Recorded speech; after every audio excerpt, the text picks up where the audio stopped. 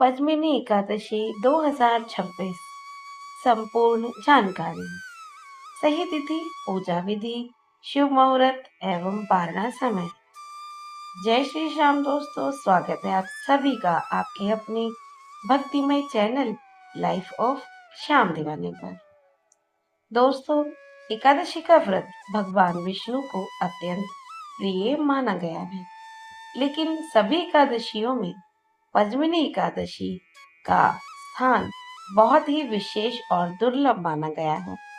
यह एकादशी केवल अधिक मास पुरुषोत्तम मास में आती है, इसीलिए इसका पुण्य कई गुना अधिक बताया गया है।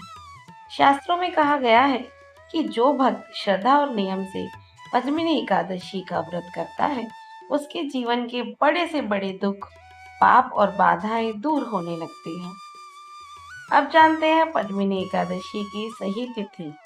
एकादशी तिथि प्रारंभ और समाप्ति। एकादशी तिथि प्रारंभ होगी 26 मई 2026 सुबह 5:10 पर। एकादशी तिथि समाप्त होगी 27 मई 2026 सुबह 6:21 पर। उदय तिथि के अनुसार व्रत 27 मई बुधवार को ही रखा जाएगा। व्रत पारणा का शुभ समय। एकादशी का पारणा द्वादशी तिथि में ही करना चाहिए। पारणा तिथि 28 मई 2026 गुरुवार। पारणा का शुभ समय सुबह लगभग 5:30 से 7:55 पर। पद्मिनी एकादशी का महत्व। पद्म पुराण और स्कंद पुराण में इस एकादशी का अत्यंत महत्व बताया गया है। मान्यता है कि इस व्रत से मनुष्य के जन्मों जन्मों के पाप नष्ट हो जाते हैं। भगवान विष्णु और माता लक्ष्मी की विशेष कृपा प्राप्त होती है। धन, सुख, शांति और संतान सुख की प्राप्ति होती है। मोक्ष प्राप्ति का मार्ग खुलता है। घर की नकारात्मकता और बाधाएं दूर होती है। इस दिन भगवान विष्णु की पूजा करने से अनेक यज्ञों के बराबर पुण्य मिलता है। पद्मिनी एकादशी की पूजा विधि। सुबह ब्रह्म मुहूर्त में उठे, घर की साफ सफाई करें, स्नान करें, पीले या साफ वस्त्र धारण करें। मंदिर में भगवान विष्णु और माता लक्ष्मी जी की स्थापना करें। भगवान को तुलसी दल, पीले फूल, फल, पंचामृत और भोग अर्पित करें। ओम नमो भगवते वासुदेवाय मंत्र का जाप करें। ध्यान रहे, एकादशी के दिन तुलसी जी को स्पर्श नहीं किया जाता है, इसीलिए एक दिन पहले ही तोड़कर रख लें। विष्णु सहस्रनाम और गीता पाठ करना अत्यंत शुभ माना गया है।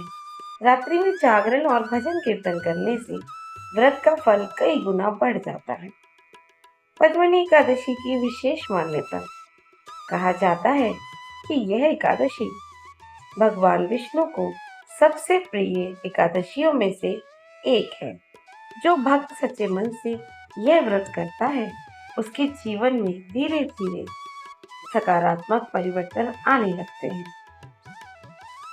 दोस्तों, यदि आप भी भगवान विष्णु और श्याम बाबा की कृपा पाना चाहते हैं, तो श्रद्धा और नियम से पद्मिनी एकादशी का व्रत अवश्य करें। श्याम बाबा आप सभी की मनोकामनाएं पूर्ण करें। अगर आपको यह जानकारी उपयोगी लगी हो तो वीडियो को लाइक करें, अपने परिवार और मित्रों के साथ शेयर करें। कमेंट में जय श्री हरि विष्णु अवश्य लिखें। फिर मिलते हैं अगली भक्तिमय वीडियो के साथ। जय श्री श्याम, राधे राधे।